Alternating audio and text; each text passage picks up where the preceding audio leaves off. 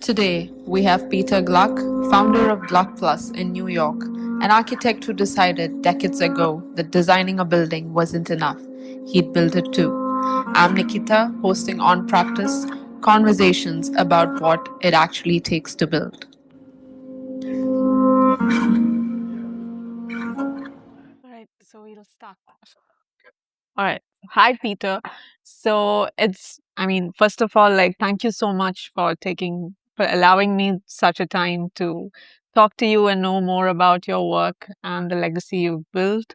So, there needs to be no introduction about you because you've been here and doing all the amazing work for so many years. But, like, if you would ever, like, have to introduce yourself, what would be the first thing that you tell about yourself? Still at it. Okay. Still at it after all these years. That's a lie. I mean, that's the most humble thing to hear after all these years. All right. So, I've been thinking, so like in the field of architecture and design, and especially like people who have their own practice, they sort of turn away from like a lot of larger responsibility or the linked duties that come into making a building possible. But at your firm and at your practice, it's the other way around, where you take extensive responsibility of everything. So, how has that come to you? Like, is it by you always thought about the practice of architecture in that way, or was there a shift along the road, or how was it? Started that way right from the beginning. Okay. First buildings that I did, I was still in school, Mm-hmm. and actually we built them with our own hands All right. when we were still in school. So that seemed to be the way to, because we didn't know anything. We were brand new at it, and we figured the only way to learn was to do. Okay. And we were frustrated when we had questions about detailing, about how to do things, and our professors didn't know the answers. All right. So we had to find the answers ourselves. So, like, I'm assuming that must have been a really exciting phase at the start. So, do you still feel the same excitement while you're working, or even thinking about a new concept and all of that? Yeah, I'm still very much excited by walking through the buildings and see them develop, see the ideas translated into 3 dimensions. It's very exciting. All right. It's difficult though, Mm-hmm. and it's sometimes it's a little scary, and sometimes it's frustrating. But I can't live without knowing what's going on. So, like, in the whole design to execution process, is there a very specific um activity or something that you're most interested about? Like, is it at the conceptual phase, or is it when the building is built, or is it when you look back at the building after like a long number of years? I think it's exciting when it's being built, and it's also been exciting now to go back and see buildings now that are actually pretty old.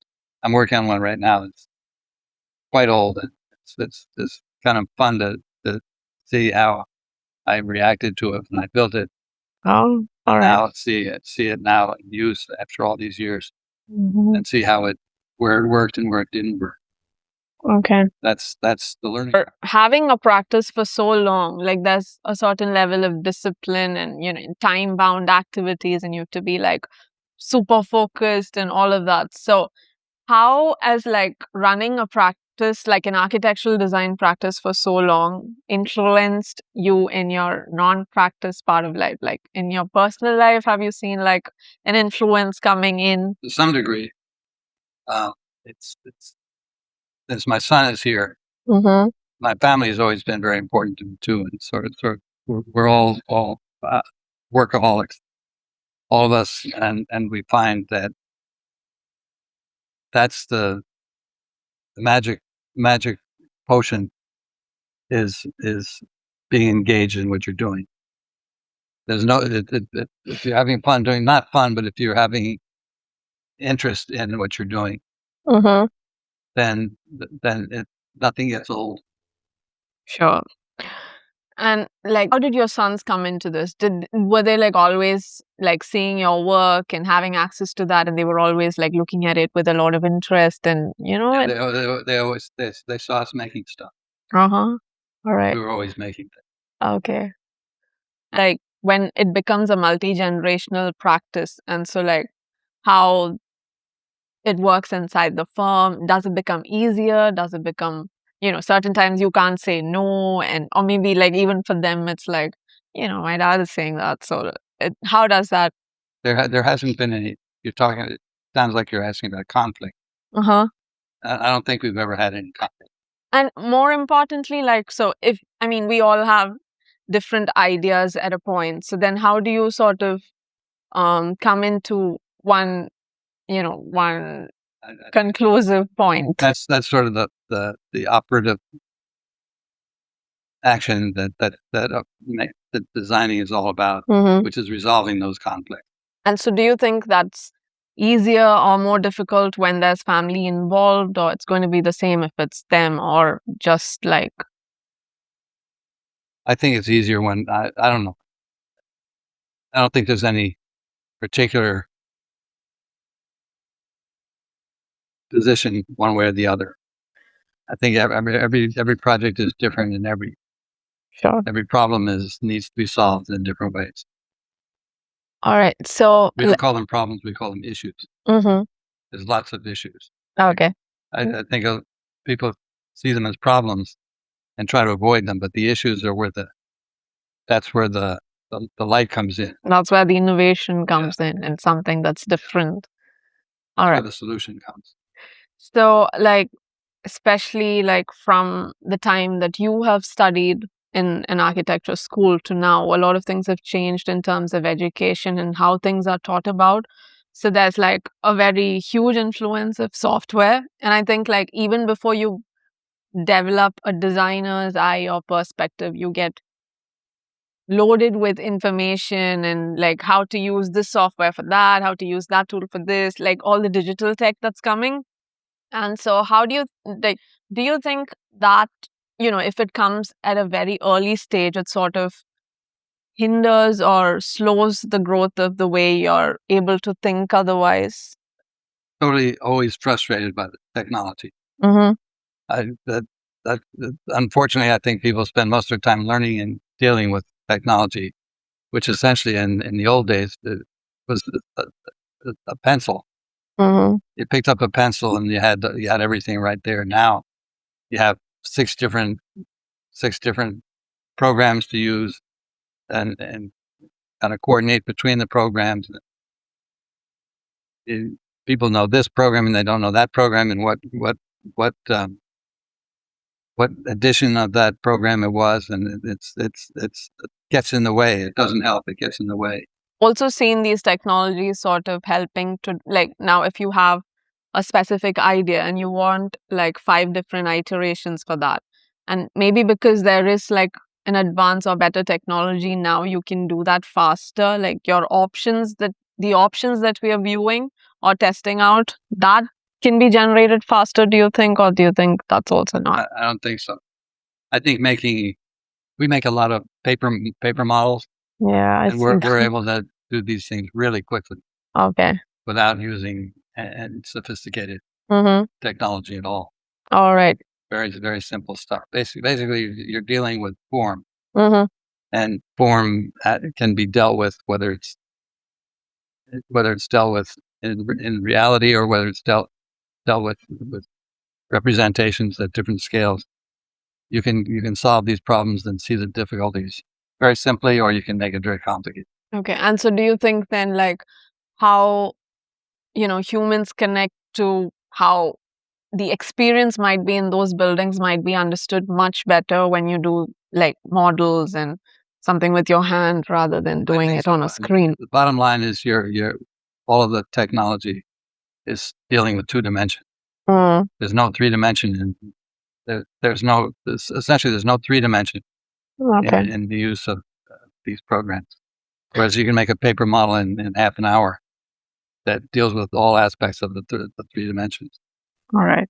Is there an example of something that you can remember about like a beautiful sketch that you've done and maybe and you didn't necessarily do it because it's a work that you're attempting, but it's just something that you sketched up randomly and you've picked that up later when you were designing something specific, or that happens all the time? Yeah, it happens all. Oh, okay. And where do you think, like in our daily life experiences, like not as architects or designers specifically, but as just normal human beings, like where do you think our source of like larger inspiration lies? What's your perspective on that? Where have you picked most of your ideas from or got I inspired think from? that the purpose of good architecture is to enhance the experience of living and make clear and obvious to people who live in space things that they wouldn't ordinarily be sensitive to. So I think the sensitivity to the landscape and the relationship between form inside and out, and these are those are the issues that really make great buildings. Mhm. Do you think like a designer's eye or a designer's perspective is something that's buildable as a skill, or is it something that's innately there in a person and they discover that? I think to some degree it is. Some people are visual people, some people are verbal people, some people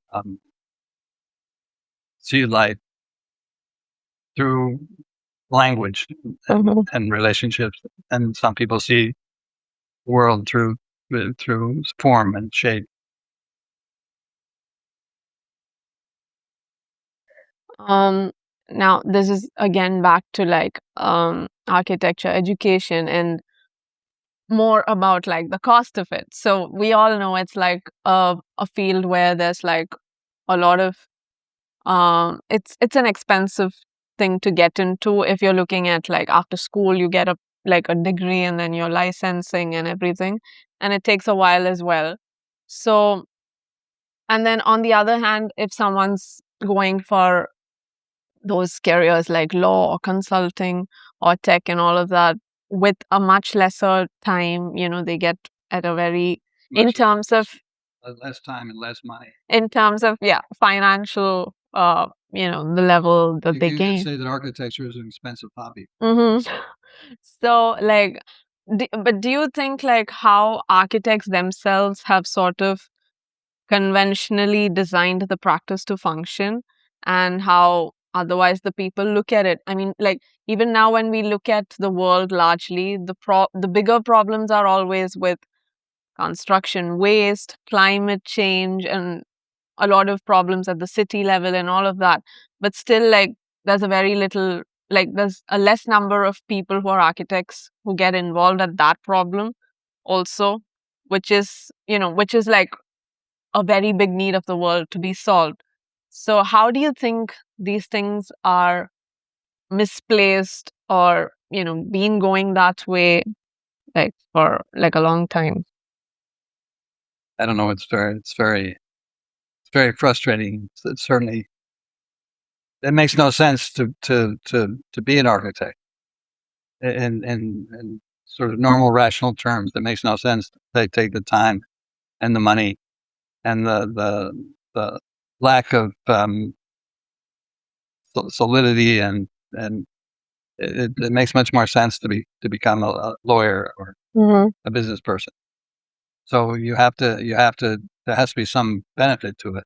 Yeah. What is the benefit? It's and enjoyment at a deep level that you can't modify. You can't commodify.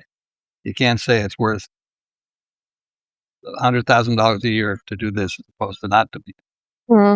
This not transferable like that. So, do you think it's the practice or the education, the way architecture education is structured? Where do you see the larger gap? Like, what are your thoughts on that? I think the education is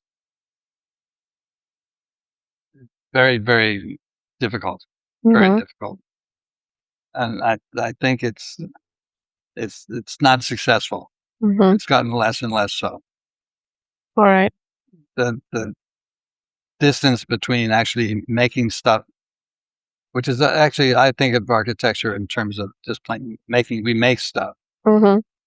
and it's that simple. And the academy turns it into,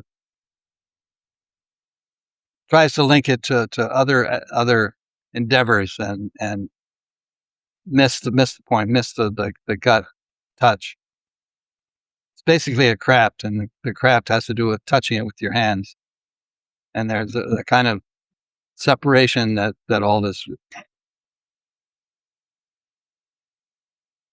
requires, or makes evident, Mm-hmm. that just doesn't work. Because as soon as you lose that touch, it becomes a silly profession. Mm-hmm. Because you don't have that gut,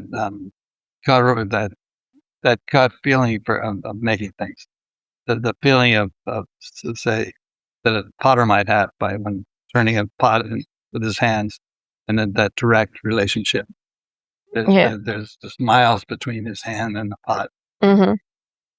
and that's what makes, that's what, I think that's what destroys the possibility of the kind of education that, say, the Bauhaus was attempting to do. Right. And so, like, if you were to revisit your older work, something from like 20 years, 30 years, like, when you look at it now, what is it that you feel first about it? I like it. All right. And so, like, are there times when you feel um you might have done something differently, or you just want it to be as it is and then enjoy the No, I see where it could have been better. you do. Yes. So does that come with like how the environment has changed, how like people have changed in terms of using spaces, and so that's where this thought of wanting to do differently No, it comes? comes from the fact that I'm I understand more than I did then, so I'm able to bring more to it now than I did then. So maybe I can see things that could have make it could have been better. Mm-hmm. So are you saying you're still in the process of learning as well? Sure. All right. And how important do you think it is? I mean, eh, yeah, I mean, a lot of people do say it's a lifelong learning, a lot of the work that we do. But what do you think is the most um, successful thing for someone who thinks like, it is a lifelong process, no matter how many projects have been built, no matter how many books you've read, there's still something to evolve, and it's just Yeah. Just scratching the surface. Mhm. Is there a specific building or an architect's work that you really admire and that you've seen, like, is sort of like timeless? It has made itself so um like it's good to experience even now, but it might have been built like a lot of number of years back. Is there a specific building you can talk about? Yeah, I think my favorite building is the Altos Scienazolo Mm-hmm. Town Hall. Okay. I think that building is so simple and so just fantastic. Mm-hmm. And the more I see it, the more I like it. Okay. And I constantly refer to it, although I don't think you can see any direct relationship in anything I've done. Doesn't look like that. Yeah. But whatever it took to make that is, whatever it took to make those forms and shapes, that ability to do that is what he achieved.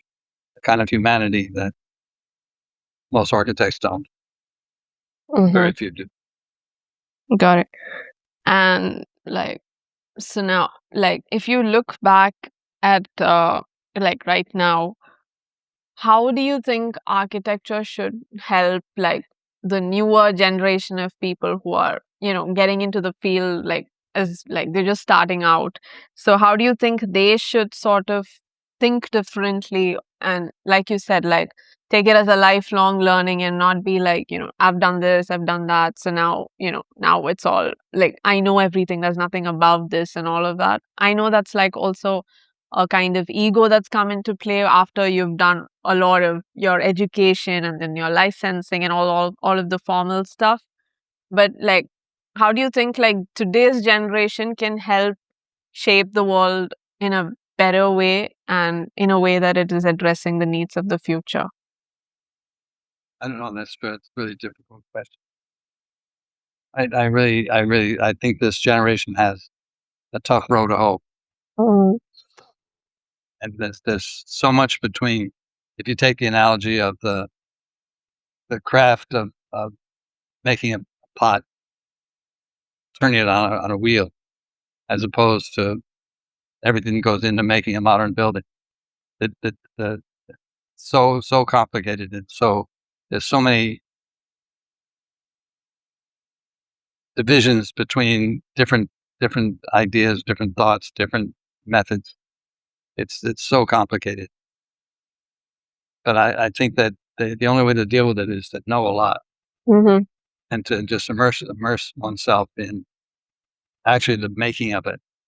The making of the stuff is what it's all about. And if you don't really involve yourself with that, you're really not dealing with architecture. You're dealing with something else, which I see most of the architecture schools, if not all of them, are dealing with something else. I don't know what it is they're dealing with, but it's not it's far away from that feeling of turning a pot on a wheel as you possibly could get.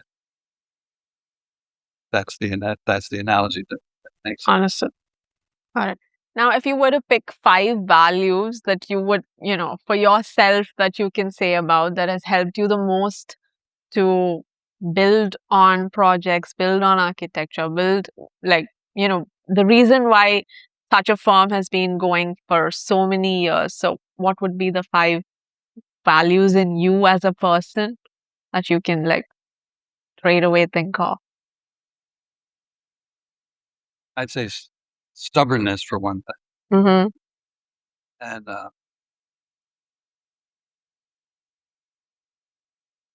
And it needn't be 5. You can just however you want to. the values are personal, and they're either there or they're not there. Okay. Got it. Expressing them doesn't really make any sense. Mm-hmm. How important do you think patience is to get on a long road of doing what you really are made to do? I'm not sure patience. I'd say that aggressiveness is important, Okay. not giving up. Mm-hmm. And patience is sort of implies waiting for something. Okay. So it's not patience; it's the opposite of patience. Okay. So it's a kind of Understood. informed You go for it, sort of a it's thing. a kind of aggressiveness. Mm-hmm. That's All right. And yeah, so this is just one of the final things that I wanted to ask. So, like, because you've been like in specifically in your workflow, there's been like a lot of related fields, everything coming into your practice. Like you look after everything end to end. Whereas in a lot of architecture firms, they outsource or they have like consultants and everything working with them.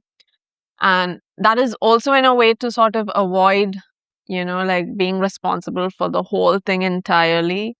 But what is your workflow like, and how did you sort of develop this thing where you're looking after almost every aspect of getting a building realized?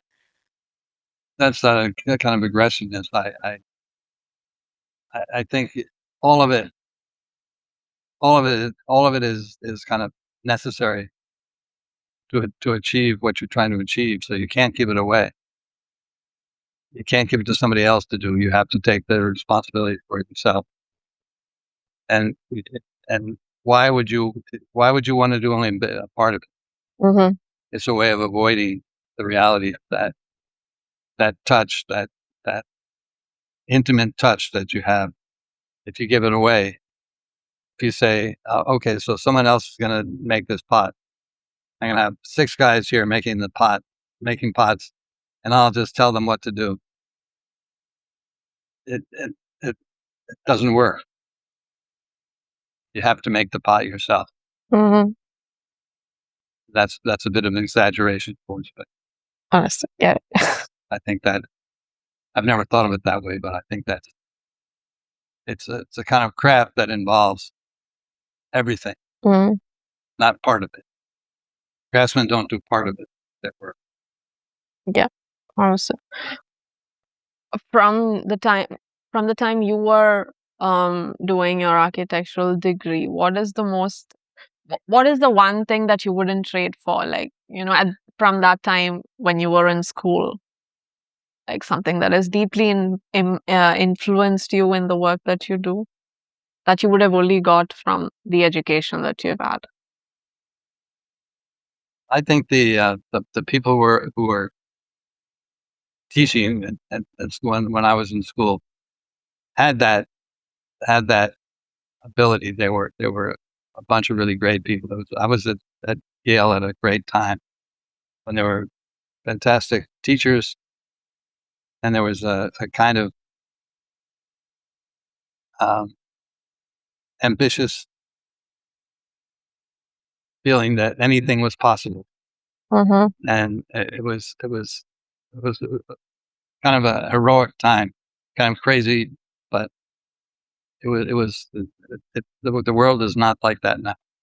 There's too much pessimism, too much whining, Mm-hmm. and not enough doing. Got it. Grabbing whatever it is that you want to do. Trying to figure out what's the secret way of getting this done. If I take this degree or I do get this after my name, like how many letters can I get after my name? AIA, RA, all the acronyms that we have. I don't have anything next to my name. Oh, sit. Just says architect. Mm-hmm. And so then, like, what would be one thing that you never got it from your school and you learned it later on from your practice? And you might think of it in a way that, if you had known this earlier at the time, maybe you did something differently. And since you didn't, it took a longer time. I think you just need to do it. Just do it. Yeah. Make it. Do it. Don't whine about it. Mm-hmm. The world of architecture is a bunch of whining now because it's such a difficult proposition. I think anyone who starts doing it has to realize how difficult it is, and find that the benefits are worth it or they're not worth it. If they're not worth it, it's a crazy thing to do, and there's very little good stuff that's being done. And it's just a joy to see something when you can tell when you see it walking the building. Somebody really cared to make it like this. Then you walk into 99.9% of the other buildings and you say, nobody really cared. That's true. Yeah. I know I said it's the last question, or two questions max. I just have one more thing to ask you. What's your favorite thing about architecture in New York City? Architecture and design. New York.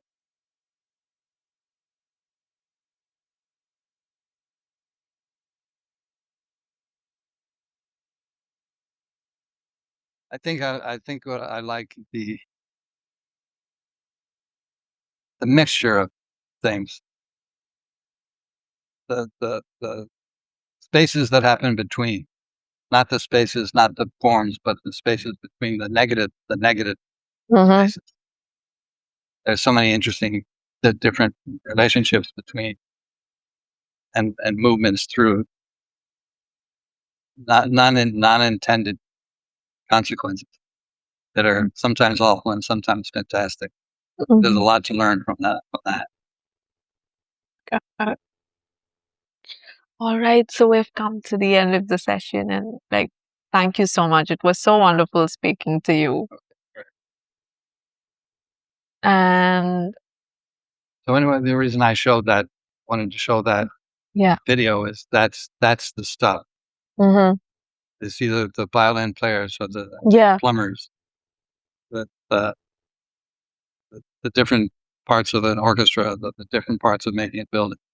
But if you don't understand all those parts, you're not making you can't make like music. you're not. You won't lead to the composition in the end, right?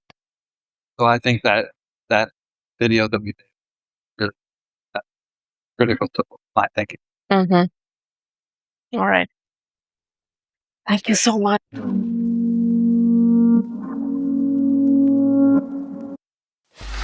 Free audio post-production by alphonic.com.